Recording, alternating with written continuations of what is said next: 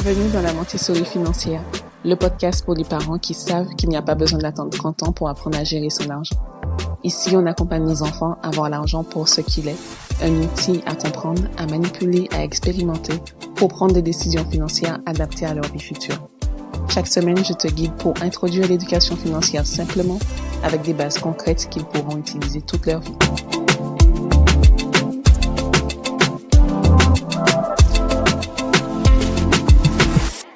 Aujourd'hui, on va parler de plaisir. On va parler du fait que, à force de vouloir bien faire et de vouloir donner les bonnes bases à nos enfants, on se focalise beaucoup sur la partie épargner, investir, anticiper pour pouvoir éviter le gaspillage aussi. On finit, à force de faire ça, on finit par transmettre à nos enfants que faire un budget, c'est se restreindre systématiquement. Alors que ce que je voudrais, c'est que nos enfants grandissent en se disant que gérer, ce n'est pas forcément renoncer, c'est par contre choisir là où on décide de mettre notre énergie et là où on décide de dépenser notre argent. Et le piège, en fait, c'est de se rendre compte que quand on parle argent à nos enfants, on utilise souvent un vocabulaire qui est plutôt proche de l'organisation, de la restriction et de la négativité. Par exemple, on va beaucoup dire tu ne peux pas tout dépenser, il faut épargner, il faut investir, il faut garder pour les imprévus. Et en soi, tout ça, c'est vrai, c'est totalement vrai. Si c'est le seul message qu'il entend, il va associer la gestion financière à une perte de liberté. Comme si le fait de gérer son argent, c'était renoncer au plaisir au quotidien, à la spontanéité, à la liberté qu'il avait de pouvoir faire ce qu'il voulait quand il le voulait avec son argent. Alors qu'en réalité, gérer, c'est fait pour pouvoir avancer et profiter sereinement. Un budget qui est bien pensé, c'est un outil qui va lui permettre de poser ses actions en fonction des objectifs qu'il s'est fixés. Alors, le plaisir dans tout ça, ce n'est pas une option. Ce n'est pas quelque chose qu'on laisse sur le côté et qu'on voit si jamais il reste du budget, si jamais on y pense, eh bien, qu'on verra comment on gère la partie plaisir. Pour moi, c'est plutôt un carburant. Pourquoi? Parce que le cerveau humain, et particulièrement celui des enfants, fonctionne avec des systèmes de récompense. C'est-à-dire que chaque fois qu'on vit une petite joie après un effort, notre cerveau va libérer de la dopamine, une molécule qui va nourrir notre motivation et qui va nous donner envie de recommencer. Sans ça, l'effort va devenir démotivant, ça va devenir difficile, lourd à supporter et du coup, on va être tenté de décrocher. C'est comme quand tu débutes un rééquilibrage alimentaire pour pouvoir perdre du poids. Le fait de voir le résultat sur la balance, le poids qui descend progressivement, ça te donne envie de continuer tes efforts.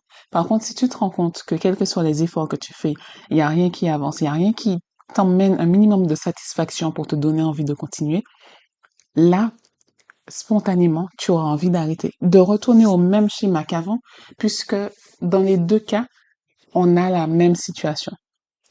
C'est-à-dire que dans les deux cas, ton poids reste le même. Si on ramène ça au plaisir des enfants, avant qu'il y ait cette gestion du budget, peut-être qu'il pouvait dépenser son argent comme il en avait envie. Et c'est exactement ce que Skinner nous dit, a montré dans sa théorie du renforcement positif. C'est-à-dire que quand un comportement est suivi d'une récompense, il a plus de chances de se répéter. A contrario, quand un comportement n'apporte jamais de satisfaction, il finit par disparaître. Autrement dit, un effort sans récompense n'est pas durable. Ça ne va pas tenir dans le temps. Prenons un cas hypothétique. Imaginons que tu donnes à ton enfant 10 euros, 10 euros par semaine. Tu lui dis, tu mets tout de côté pour ton projet et pas de dépenses plaisir. Résultat, il va tenir peut-être 2, 3, 4 semaines, mais il va finir par lâcher parce que son cerveau n'a eu aucune gratification. La frustration s'est accumulée. Il va finir par craquer et dépenser tout d'un coup, ce qui va générer de la culpabilité et ce qui va faire qu'il va associer le fait de gérer son argent et de la punition à quelque chose qui le frustre plus qu'autre chose. Et Maria Montessori insistait beaucoup sur l'importance de nourrir la motivation intrinsèque de l'enfant. Un enfant ne persévère pas seulement parce qu'on lui dit que c'est bien, que ce qu'il est en train de faire est la bonne direction. Il persévère parce qu'il ressent lui-même une forme de satisfaction, une joie intérieure dans l'acte qu'il est en train d'accomplir. Donc, prévoir du plaisir dans son budget, c'est respecter ce besoin fondamental. Associer l'argent non pas uniquement à, à la contrainte, mais à une expérience de joie. C'est lui transmettre que l'effort peut être agréable, que la discipline peut lui emmener une satisfaction à moyen au long terme et même à court terme d'ailleurs. Et que gérer, ce n'est pas juste s'éteindre, ce n'est pas oublier tout ce qui est plaisir et se focaliser sur ce qui est censé être fait. De la manière dont je le vois, un budget, ce n'est pas un sprint. Ce n'est pas quelque chose qu'on fait sur 15 jours. On se prouve qu'on est capable de tenir pendant ce moment, pendant ce laps de temps et après, on oublie. C'est plutôt un rythme de vie, quelque chose qui s'installe progressivement sur le long terme, un peu comme un marathon. Et du coup, sur ce marathon, il faudrait qu'il y ait des points de ravitaillement. Personne ne court, par exemple, 100 kilomètres sans boire une goutte d'eau ni reprendre des forces. Et pourtant, beaucoup de parents demandent inconsciemment à leurs enfants de gérer leur argent sans aucun ravitaillement plaisir. Du coup, l'enfant va s'épuiser, se démotiver et il va finir par tout lâcher. Faudrait que tu vois les ravitaillements financiers comme soit des petits plaisirs hebdomadaires, par exemple des autocollants, un petit jeu, une sortie, une glace, peu importe, mais quelque chose qui soit prévu, quelque chose qui envoie le message que ton argent ne sert pas juste qu'à survivre ou à payer ce qui doit être payé ou à planifier ton avenir, il sert aussi à toi, ici et maintenant, pour te faire du bien. Il y a aussi l'option du petit bonus mensuel, une récompense supplémentaire à la fin du mois quand tout s'est bien passé. Quand, par exemple, au fur et à mesure des semaines, le budget plaisir qui avait été planifié n'a pas forcément été utilisé, ce qui se passe fréquemment quand on est sur des périodes scolaires. Le budget plaisir n'a pas l'occasion d'être dépensé parce qu'il y a moins de temps, de disponibilité pour aller dans les magasins ou aller flâner, faire du shopping. Du coup, ce budget plaisir s'accumule. Ce qui fait qu'à la fin du mois, ça permet de faire une dépense plaisir qui est beaucoup plus grande que ce qui aurait été faisable sur un plan hebdomadaire. Ce qui fait qu'à la fin du mois, ça nous permet à nous, de parents, de faire remarquer que, certes, il n'y a pas eu autant de plaisir hebdomadaire qu'en période de vacances, mais que ça lui a permis de faire un achat qui est beaucoup plus grand, qui est plus réfléchi, plus conséquent parce qu'il avait plus de budget pour ça. Ça permet à l'enfant d'expérimenter la patience, ce qui rend, à mon sens, le plaisir beaucoup plus savoureux, mais ça donne aussi une dimension plus grande à ce qu'il est possible de faire. D'ailleurs, Maria Montessori parlait de l'importance des cycles dans l'apprentissage. L'enfant se concentre, puis il relâche. Il va travailler et après il va se reposer. Après, il va recommencer, il va répéter et il va se réjouir de ce qu'il a accompli. Sans ces alternances, sans ces coupures, l'élan va un peu se briser et l'enfant va se démotiver. Et c'est exactement pareil pour le budget. Si tu veux que ça dure, si tu veux qu'il tienne ce rythme, il faut qu'il y ait une partie effort, relâchement. Effort, relâchement. Et les relâchements, ce sont les petits plaisirs qui sont prévus. Ça ne casse pas la discipline, pas du tout. Ça permet de se régénérer, d'avoir de l'énergie pour pouvoir continuer sur le long terme. Et puis, ça permet à l'enfant de comprendre que la gestion, ce n'est pas tout ou rien. Il y a vraiment des moments où, certes, on peut être à fond, des moments où on a besoin de lâcher un peu la pression, des moments où on a besoin de moins de vigilance. Et ça, ce n'est pas un problème parce qu'on a un système global qui nous l'autorise.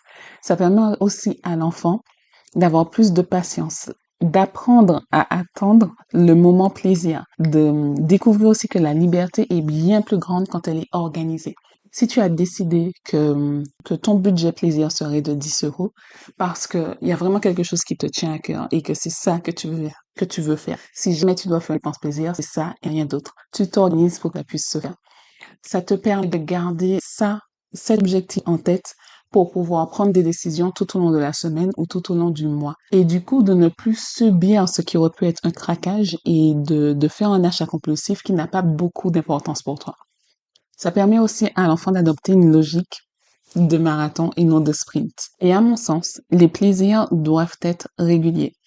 Plus la privation est longue, plus l'explosion sera garantie et sera forte. Pour moi, quand tu prévois une partie plaisir dans ton budget, tu expliques à ton enfant que l'argent, ce n'est pas juste un outil pour survivre. C'est aussi une ressource qui te permet de te procurer de la joie, de partager et de faire preuve de spontanéité. Il suffit juste de l'utiliser avec sens et surtout de s'autoriser le droit de vivre avec. Parce qu'à travers l'argent, ton enfant n'apprend pas seulement à compter, il apprend à se situer dans le monde, il apprend à comprendre ce qu'il peut s'autoriser, il apprend à construire son rapport au désir, au plaisir et à la liberté. En d'autres mots, en intégrant le plaisir dans le budget, tu normalises le fait que l'argent sert à vivre et à profiter. Tu lui apprends que l'argent n'est pas un ennemi pour ses envies, pour ses désirs, pas du tout, mais c'est plutôt un levier qu'il faut juste organiser pour que tout ce dont il a envie de faire puisse finalement se réaliser. Parce que les désirs de ton enfant ne sont pas trop, les envies qu'il a ne sont pas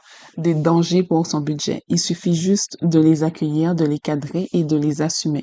Ça fabrique un adulte qui est capable de se faire plaisir sans excès, sans culpabilité et sans se mettre en danger financièrement. De manière pratico-pratique, il faudrait que dans la partie épargne de ton enfant, il y ait donc une enveloppe plaisir, une enveloppe projet, une enveloppe sécurité et une enveloppe pour ses investissements. Et dans la partie plaisir, dans son enveloppe plaisir, il faut qu'il y ait quelques petites règles simples, c'est-à-dire que les plaisirs qu'il souhaite faire dedans n'ont pas besoin d'être argumentés. Il y a un budget qui est prévu pour ça. S'il veut se faire plaisir, eh bien qu'il le fasse. Laisse-le, malgré l'envie que tu puisses avoir de lui dire d'utiliser seulement une partie au cas où il a d'autres envies dans la semaine. Laisse-le expérimenter les différentes conséquences de ses décisions. Si jamais il utilise tout dès le départ, eh bien, il va le constater par lui-même que son budget est à zéro et que du coup, ça s'arrête là. À lui de voir si la semaine d'après, il décide de fractionner ou pas. Rappelle-toi que ce sont les expériences qu'il va vivre qui sont ancrées dans le réel, qui vont lui servir d'apprentissage plus que ce que tes mots pourraient lui apporter. Il faudrait aussi qu'il y ait une espèce de roll-over, c'est-à-dire que ce qui n'a pas été dépensé sur la semaine puisse aller sur la semaine suivante. Ce qui permet en fait de cumuler le budget plaisir et de ne pas se dire, ah ben, cette semaine, mon budget plaisir n'a pas été utilisé. Il faut vraiment que je trouve de quoi l'utiliser maintenant. Non. Dans la logique où on cumule le budget plaisir, ça permet de se dire, ben, je n'ai pas d'obligation de tout dépenser. Ça, même si ce que je veux m'acheter ne coûte que 2 ou 5 euros, si mon budget plaisir est de 10, ça ne veut pas dire que j'ai perdu quelque chose. Ça veut simplement dire que je déplace ça et que ça me permet d'avoir une plus grande largesse de dépenses la semaine suivante. Tu peux aussi mettre en place un délai de réflexion, c'est-à-dire que vous pouvez décider ensemble que si quelque chose a une certaine valeur, peut-être une valeur de 20 ou 30 euros, qu'il y ait un délai, peut-être 24 heures, avant d'acheter cette chose pour pouvoir être sûr que c'est vraiment ce qu'on veut. Si tu ne devais retenir qu'une seule chose de tout cet épisode, ce serait que si tu veux que ton enfant tienne son budget, enseigne-lui dès maintenant que le plaisir fait partie du plan, que le plaisir doit être intégré dans son budget. Et même si parfois, toi, en tant que maman, tu te dis que probablement, ben, il aurait pu faire autre chose de cet argent, qu'il aurait pu le mettre à bon escient dans ses investissements ou dans ses épargnes, garde en tête que le plaisir, c'est son carburant. Ça lui permet de faire des pauses et de tenir sur la durée. Ça lui permet d'avoir un équilibre entre ce qu'il est en train de vivre maintenant et ce qu'il est en train de planifier à moyen et long terme. Ça permet aussi de prévenir des craquages, des crises où il aurait tellement envie de dépenser que ça devient plus fort que le système que vous avez mis en place. Et ça lui envoie un message qui est hyper fort, c'est-à-dire que l'argent, ça sert à vivre, pas seulement à être dépensé dans l'avenir, mais sur l'instant présent, en fonction de nos valeurs, on peut totalement dépenser dans ce qui nous fait plaisir, ce qui nous fait du bien. Le plaisir n'a pas besoin d'être opposé entre deux visions différentes. Soit il est spontané, du coup, on le dépense de manière immédiate, soit il est jugé comme une dépense qui est inutile et du coup, on ne le fait pas. Le plaisir, c'est comme n'importe quel autre poste de dépense, ça se prévoit, exactement comme tu prévois une enveloppe pour les imprévus ou pour la sécurité. On peut avoir une enveloppe qui soit dédiée aux évasions plaisir, aux imprévus, aux invitations de dernière minute. L'important, c'est juste de se rappeler que la catégorie plaisir a toute sa légitimité dans le budget.